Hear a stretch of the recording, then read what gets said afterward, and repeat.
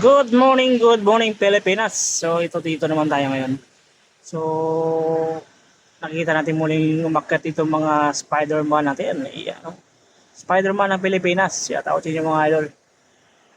So ilang araw silang hindi nakakyat dahil sa masama ang panahon or bumabagyo-bagyo mga idol. So kapag sinabing rappelling kasi mga lods, hindi advisable ang pagpakit ng tao sa building or mag-rappel. Kasi nga, may tendency na magkaroon ng aksidente or maglulos yung kanilang mga rappelling tools or yung lubid or yung hindi ko na ma-recall yung sinasabing gamit nila. Hindi ko na matandaan mga idol, basta nakalimutan ko na yung pang-rappel nila.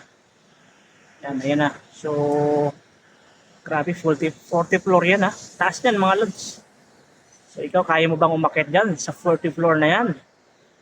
Para magpintura lang sa building na ito. So, shoutout sa inyo mga idol. Keep safe always.